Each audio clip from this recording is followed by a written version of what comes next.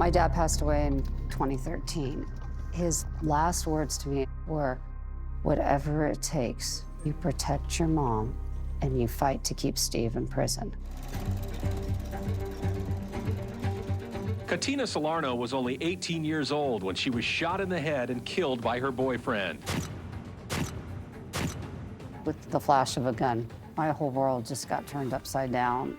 Stephen Burns was convicted of murdering Kina Salerno in 1979. He just looks dangerous. It's like a killer face. If you looked at his eyes, there is nothing behind him. He has no soul. My name is Nina Salerno, and I am the sister of Kina. Stephen Burns was sentenced to 17 years to life. In 1990, after just 10 years, Stephen Burns came up for parole. My parents, my sister Regina, myself, and friends and family traveled to Vacaville State Prison to protest his release. As a father, I closed her casket and buried my 18-year-old child who was murdered by this animal.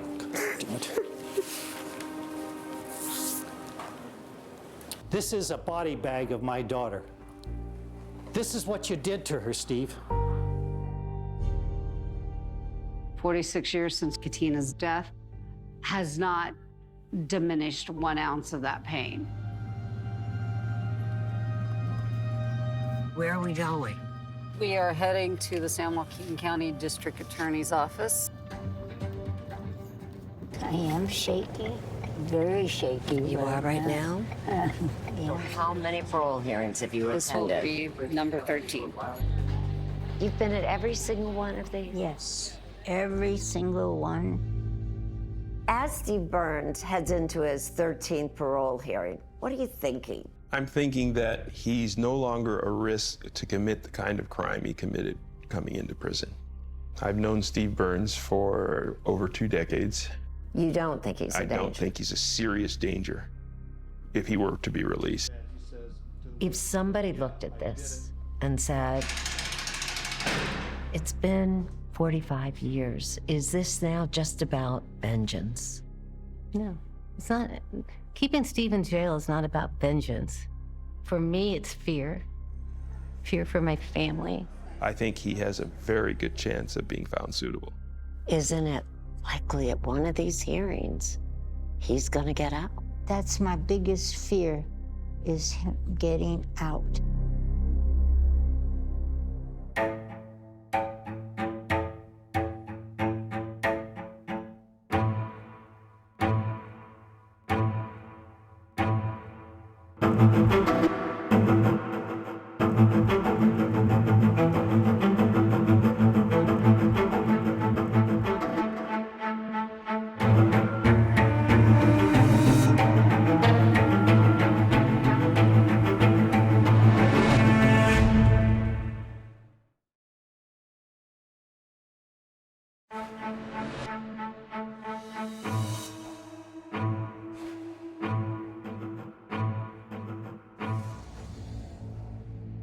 It shook the entire campus at the University of the Pacific. A freshman on her first day of college in 1979, found unconscious, bleeding from her head in a remote area of the school. Her name was Kina Salerno. Harriet and Mike Salerno were getting ready for bed when the phone rang at their San Francisco home. Mike answered it. His tone signaled the news. And I said, what's wrong? He says, Kina's been shot, and she's in the emergency room. The Salernos' 2 younger daughters, Regina and Nina, rushed to their side. Then the phone rang again. And they said, your daughter passed away. I don't think it can be described in words, what it's like to watch your mom collapse crying. My dad, a very, very strong man, but you could tell he was shaken to the core. And life just stopped. Life stopped. Completely stopped. You got the keys to the car? Yeah. 48 Hours first met the Salerno family in 1990. Harriet and Mike were making their weekly visit to Katina's resting place. I think coming out here and being able to talk to Katina gives me a peace of mind also that I can still communicate with my daughter, that it isn't the final end. At the time, Katina had been gone for 10 years, and her family was just embarking on a decades-long journey to keep her killer behind bars. It's the first skirmish in a long, long battle that we started today. It was not a journey they had ever expected to make. Harriet, did you and Michael really have kind of the perfect life as parents? 3 kids? Yes. To answer you, yes, we were so blessed. Both Mike and Harriet were juvenile commissioners assigned by the city of San Francisco to mentor boys and girls. Their arms and home were always open, says Nina, the youngest daughter. I think the best way to describe it is it typified a middle-class American family that valued their faith, valued family, valued community as well. They spent blissful summer days at the cabin in the mountains. 3 carefree sisters, with Katina leading the pack, says Regina, younger by 18 months. She was the heart and soul of the family. She had such a good heart. She loved being the older sister. I think the best way to describe Katina is she is that person every person should meet in their life. She just brought an air of kindness. When Katina was 14, a new family, the Burns, moved in across the street in San Francisco. There were 4 children, a girl and 3 boys, all about the same age as the Salerno sisters. And we were spying on them, so we all made a big batch of cookies, giggled all the way across the street, knocked on the door, introduced ourselves, and gave them a batch of homemade cookies. Soon, the friendship between the oldest Salerno sister and the second oldest Burns brother blossomed into a young love. Katina and Stephen Burns started dating in the 10th grade. How would you describe Stephen Burns? Well, he was the big brother I never had, you know, and for me, it was like, God, I have a big brother, and I just thought he was great because we got to go to the football games. Steve, who went to an all-boys Catholic school, was a star athlete and captain of the football team. He and Nina, a basketball and volleyball player, bonded over their shared love of sports. I love Steve. I idolized him. He was a great athlete. He coached my teams. He would help me with my shot, and he took the time to do that. Mike took Steve, who had a difficult relationship with his own dad, under his wing. He not only mentored him, he gave him a job at his TV store delivering TVs. And my dad, who embraces everybody, brought him in and treated him as a son. Mike trusted him completely, says Regina. They all did. Did you ever see anything that between Steve and Katina that worried you? I have to tell you, I've given hours and hours of thought of that. Why didn't I see this? What was it? You sometimes are close to people. You don't always see little signs or you ignore them. But with hindsight, the sisters say, there were signs. In her senior year, Katina, who had been accepted to the University of the Pacific, wanted to break up with Stephen. But he wasn't having it, says Regina. He started threatening her. She said that Steve said that if I broke up with him, he would kill me. But at the time, neither sister took him seriously. Neither one of you told your parents. We just figured he was just saying it, and because of what our relationship was over the years, why would we believe that? He enjoyed being part of their family.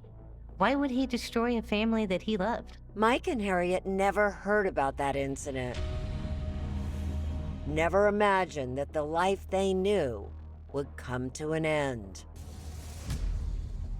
We thought we were doing good and everything would be fine, and never thought the boy across the street would murder our daughter.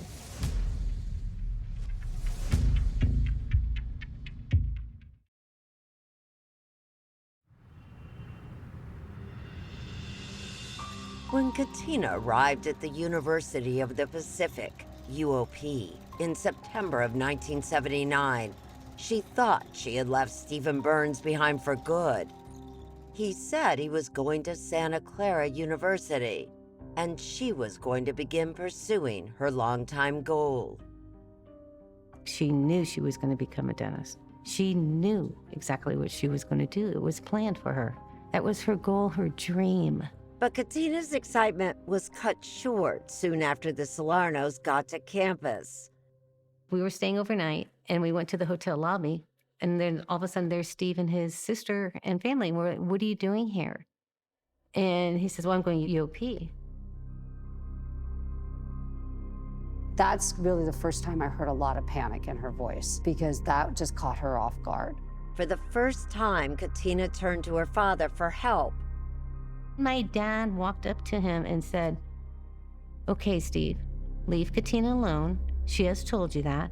You guys move on to your own ways, be friends, and know that I will always be here for you. The Salernos headed back to San Francisco, and Kina and Steve each moved into their respective dorm rooms on opposite sides of the campus. Stephen's new roommate, Les Serpa, remembers walking in the room and seeing Kina's picture everywhere. He said his girlfriend was at Pacific as well. There were pictures of her and him together.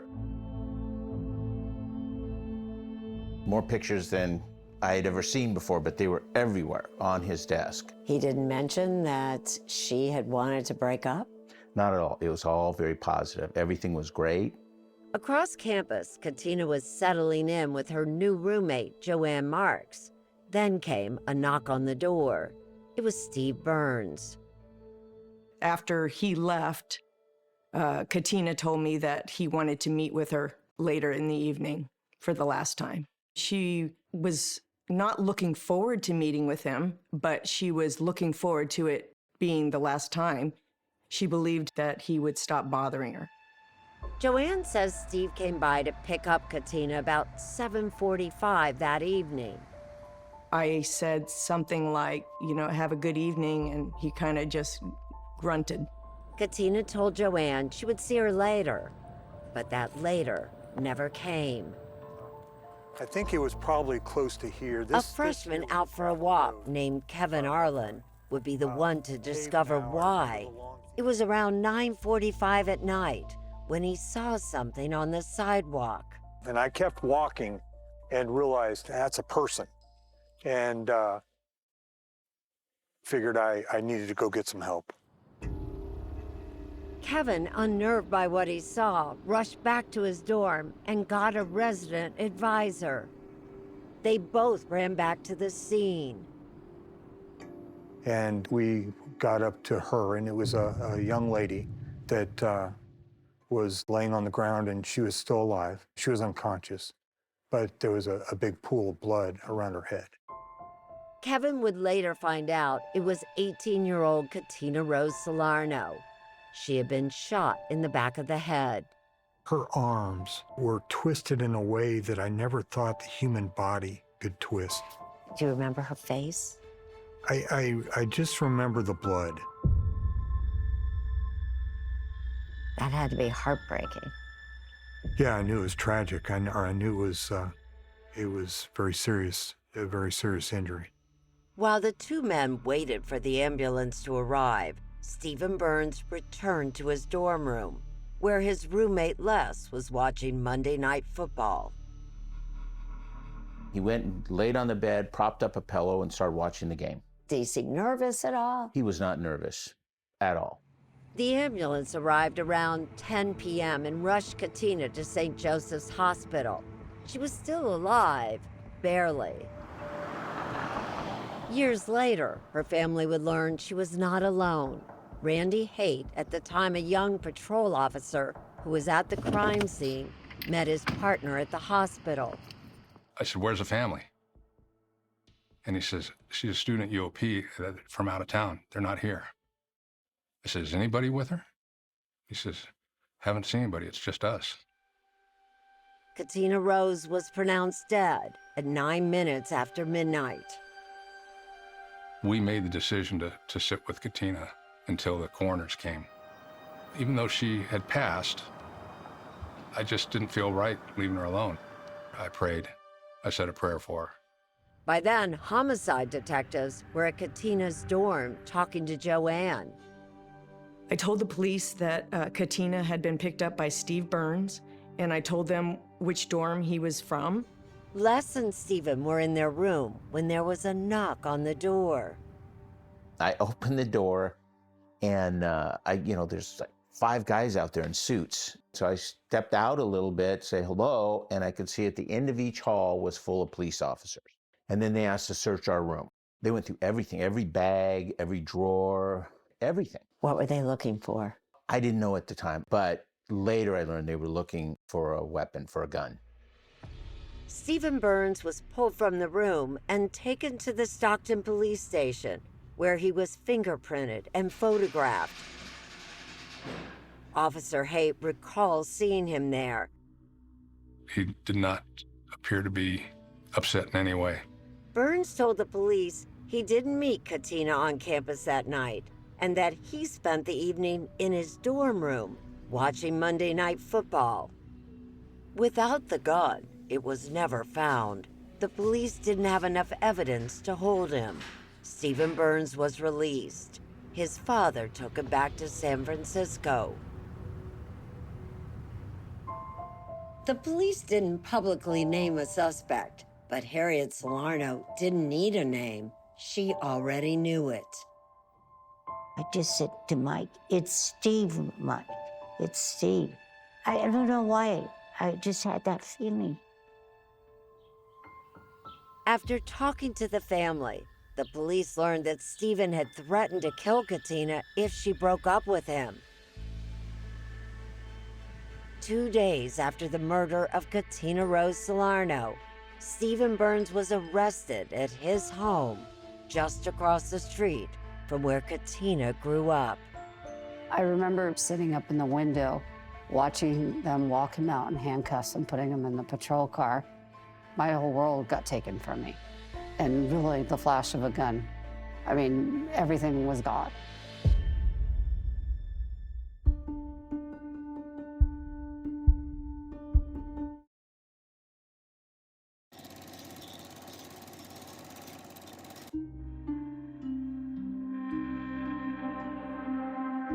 Learning to live without their daughter has been a lifelong journey for Kina's parents. One crippled by what ifs, Mike Salerno never stopped blaming himself. He felt that as a father, he let her down. For decades, Kina's sisters have also grappled with regret, wishing they had told their parents about Stephen Burns threatening to kill Kina. What if I had said something? What if we told them about the threat? You're living with guilt, too. And it doesn't change after 40 years. It's the hole in my heart for missing my sister and what we could have had together. In the wake of the murder, each member of the family retreated into their own private grief. I didn't even care if I even lived. I wanted to join Kina. I didn't know what to do anymore. My whole plan, my whole world, my whole bubble blew up. I mean, I never felt that kind of hurt. I lost my entire family because they fell apart. It was painful enough that my sister had been murdered, but the person that I viewed as a brother and loved betrayed me by taking her life. The Salernos would learn that the young man they had trusted had stolen a gun from Mike's store weeks before Kina's murder. You believe he planned that murder? Oh, yes. The fact that he stole the gun prior, there was no reason for the stealing of the gun otherwise. They came to believe Stephen may have been planning to use that gun to kill Katina even before she left for college. The night before we took her to UOP, I heard this noise outside. And it was Steve Burns pacing in front of the bedroom window. He had a big white towel wrapped around his left hand. Regina says Burns tried to climb up the side of their house and enter through the window of the bedroom the girls shared, but Katina told him to leave. And she said, "No, I'm not opening the window. Go to bed, Steve. I'm going to school tomorrow. Stop, just stop, just stop." Then there was a sound like he fell, and it was a very distinct sound of metal hitting metal. What do you think now, when you look back on that sound of metal against metal? I think if I had opened the window and he got in, there'd be 3 dead girls. You think he had a gun with him then? Absolutely. 6 months after Katina's death, 19-year-old Stephen Burns went on trial for her murder. It was a bitter awakening for the Salernos, who say there was more concern for the defendant and his rights than there was for his victim. Neither of Katina's parents were allowed in the courtroom, not even while Nina, who was only 14 years old at the time, took the stand. She had to testify at the trial on her own, without a victim's advocate to support her. What was that like on the stand? Ugh. I think the best word was just awful. I was in a courtroom. The only person I knew in the courtroom was the guy that had murdered my sister. The prosecution argued that Burns met Katina that night, carrying the stolen gun, with the intention of killing her if she wouldn't continue their relationship. Still, the jury did not convict him of premeditated first-degree murder. He was found guilty of second-degree murder and was sentenced to 17 years to life with the possibility of parole. We all thought 17 years to life meant life, that they would never let him out. He should be in prison the rest of his life. They would learn they were wrong. Just 10 years into his sentence, Stephen Burns came up for parole. The Salernos were outraged. I had no idea the parole system was so rotten. Here they are in 1990, talking to then 48 Hours correspondent Bernard Goldberg the night before the first parole hearing. Okay, Stephen Burns was handed down a 17 to life sentence. That's and right. Here we are 10 years later. That's right.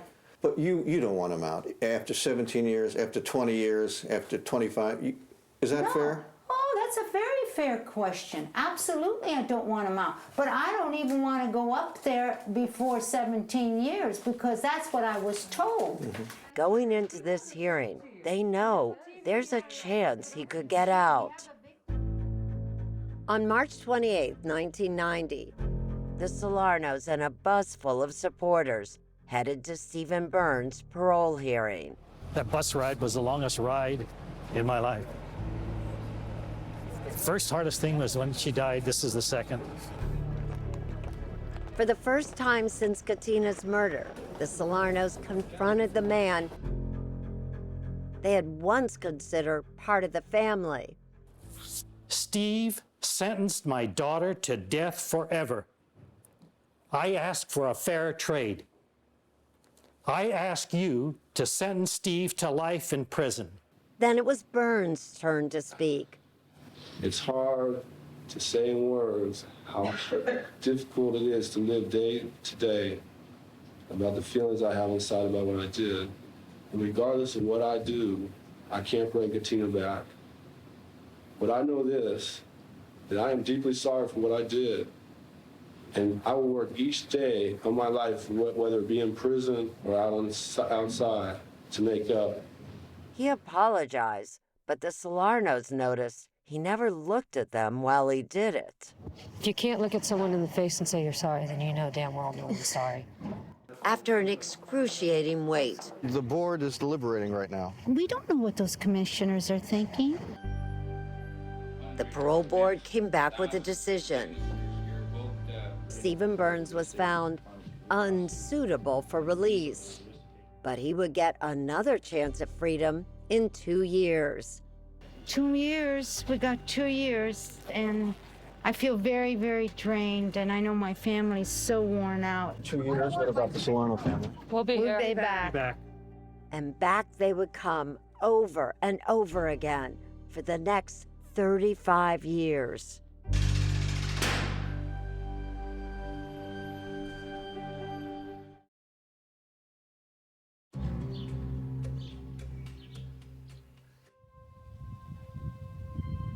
There is one thing you can count on with the Salernos. Every week for almost 46 years, You all right? they've gone to the cemetery where Kina now rests. I'm gonna get the water out of the flowers. These days, there's another grave to tend. Mike Salerno died in 2013 of cancer. There's something else you could be sure of. Every time Stephen Burns comes up for parole, they will be there. Thank you for the strength that you impart on all of us, and as we face this next parole hearing, we all said we would be back, and we've continued to be back 12 times. Not just because he murdered Kina, but because he is a dangerous murderer that will kill or harm again, and that's just the bottom line. In January 2025, they were about to go to their 13th parole hearing. Give this family the strength to continue to fight. That fight for victims' rights has shaped all of their lives. Was I going to be a nurse 40 years ago? No, and now I am. The reason why I did it is because I swore nobody would die alone. Nina was so traumatized by the trial, she vowed she would become a prosecutor. And so she did. She became a specialist in domestic violence cases. I believed, like my sister, so many victims are either not heard, afraid to be heard, or just don't understand the magnitude of what's happening to them. She became the DA in Modoc County. Cowboy country, about as far north in California as you can get. Being able to be out in the mountains or work on a cattle ranch or ride my horses and have that time is just, it's who I am. Harriet went on to start Crime Victims United, an organization that has changed hundreds of laws. Before Harriet Salerno, victims in California weren't allowed to give impact statements at sentencing. Now they are. Parents, even if witnesses, can now attend the trial. And children, unlike Nina, must now be accompanied by a support person when testifying. She's my hero. I mean, absolute hero. And it's just so significant to see how she supports people and just really fights for what's right. I have a passion. For Harriet, that has meant fighting to keep Stephen Burns behind bars. Been doing it for 45 years, and I will continue to do it as long as I'm alive and as long as he's in prison. Stephen Burns has been in prison for 45 years, but the Salernos are convinced he hasn't changed. He still has yet to admit to the facts of the crime. Stephen Burns' story, says Deputy District Attorney Robert Himmelblau, has changed at least 12 times over the years. He had said repeatedly that Kina pulled the gun, that Kina was the one who had the revolver, ignoring the fact that we knew that he had stolen Kina's father's revolver. Sometimes she shot him. Sometimes they struggled over the gun and it accidentally went off. In 2016, 37 years after the murder, Stephen finally stopped lying about Kina's actions, says Nina.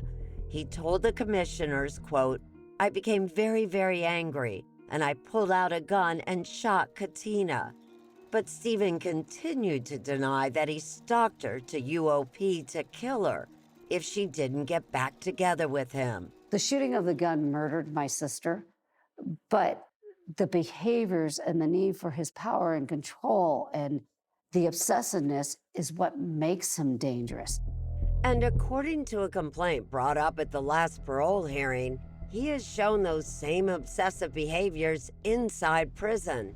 A professor who taught incarcerated students reported that Burns' behavior towards her was, quote, disturbing and manipulating. He was relentless towards her because she would not allow him into a class. He focused on her and was not going to stop till he got what he wanted. Do you think that if Stephen Burns is released, he could hurt someone? Yes. The next woman he goes out with, who says no. But there are some who believe that Stephen Burns deserves a second chance. Kevin Anderson, once a respected pediatrician, got to know Burns when he was incarcerated, also for murder. After 24 years in prison, Kevin was released on parole in 2023. He started working as a counselor. We first spoke to him the day before Stephen's 2025 parole hearing. Do you think that Stephen Burns is a danger to society? I can't say 100%, but I do think that Stephen Burns has done a lot of the work to get to that point where you're no longer a danger to society. Stephen has earned a college degree and has worked with hospice patients. He has participated in numerous anger management and rehabilitation programs, some alongside Kevin. I think that he has the tools now that he didn't have before. Kevin worked with Steve in mock hearing sessions to help him prepare for the upcoming parole hearing. We had to push him. And once we got him to get off of the denial on certain issues where the real honesty had to come out, now he's able to talk about it in the honest terms that maybe he wasn't able to do 10 years ago, 15 years ago. Kevin says Stephen told him he snapped when Kina rejected him. She said, I want you to stay away from me and my family. And he said, at that point, I just lost it. And as he was describing this, he was crying because now he realizes where he was going with this and what this was leading to. And Kina saw it too, says Kevin. He described to me her body language, what her eyes were doing, how they had just grown really big. I said, what else? And he said, her voice was shaking. And I said, and what did that mean to you? And he would say, it meant she was scared to death. But it didn't stop him. Stephen Burns shot the woman he claimed to love in the back of the head and walked away, leaving her to slowly bleed to death. Did he say why he left and didn't get help for her? He did say that what he did afterwards was a very cowardly act. Stephen Burns is about to get another chance to convince commissioners that the same man who left Kina to die that night is a changed man. And this time, the Salernos fear the odds are in his favor. It scares the living daylights out of me having him come out.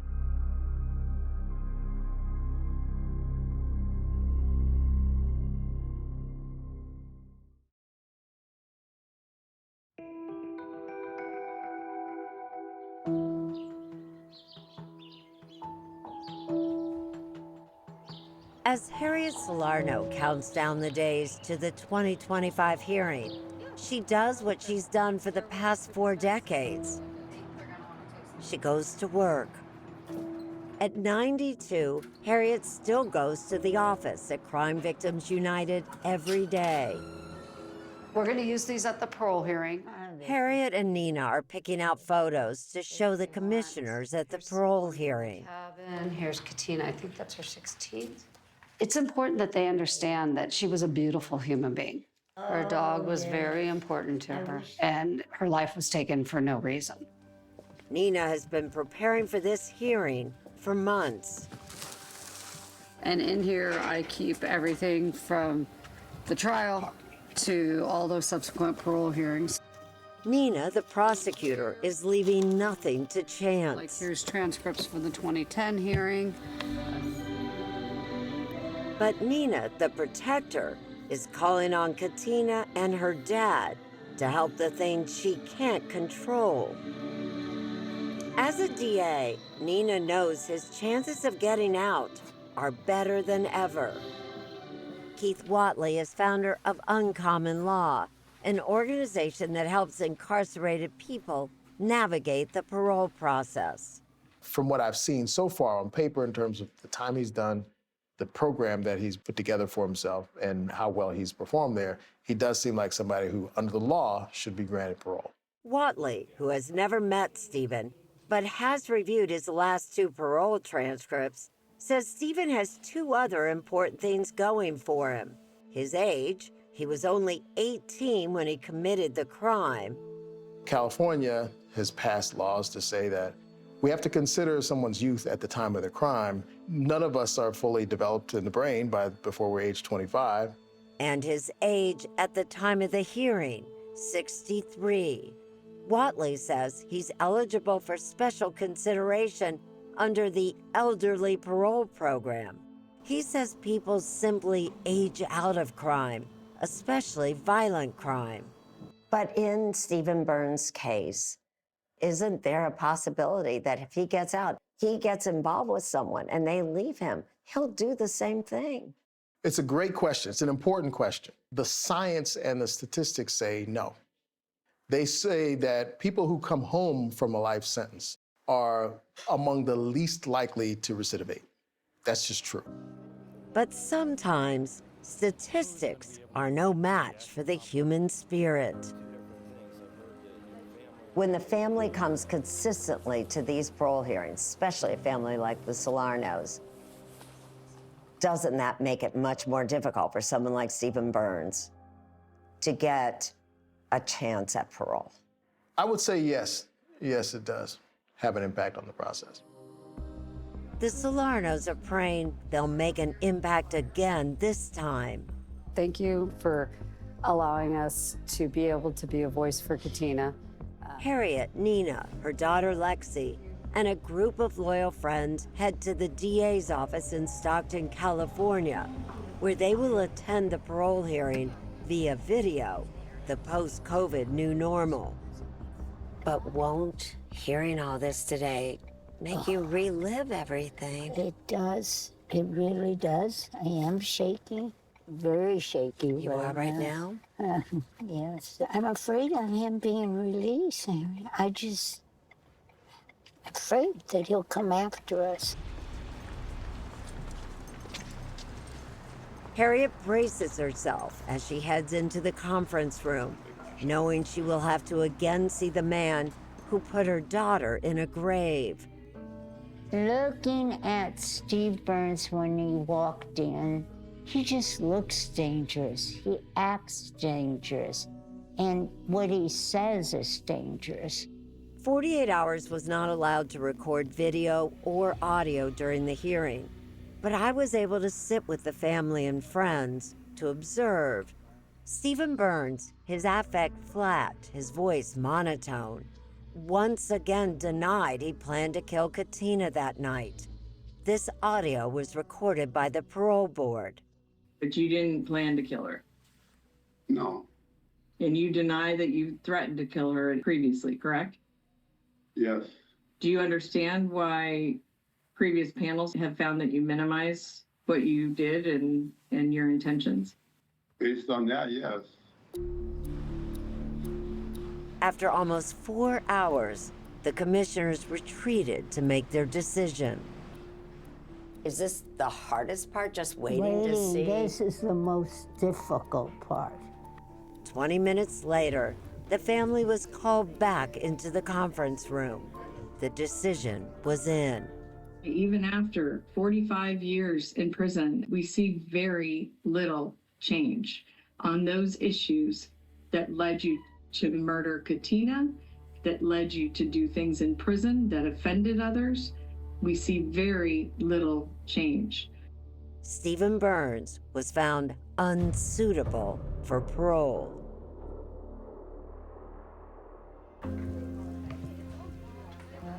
I don't know. We I can go think I just home talked in and circles. really sleep tonight. This is the first real smile I've seen on your face. Oh, you did a great job, Mom. I'm very proud of you. When Kevin Anderson, Stephen's friend from prison, read the transcript of the hearing, he was stunned. He sent 48 hours in email, some of which I read to him when we spoke again after the hearing. Reading this transcript is hurting my head, heart and soul. This man is absolutely not ready to be released. No. The way he came across in that hearing, he was absolutely not ready. All the work he has done, I didn't see it showing up there at all. 4 days after the hearing, Nina and Harriet went to deliver the news. We got a 5-year denial, Dad, so I'm still holding strong to my promise to you. It was Katina's 64th birthday. Katina, it's the best birthday present I think we can give you was that denial. So thank you for watching over Mom and watching over everyone. Happy birthday, Katina. I love you both so much and miss you.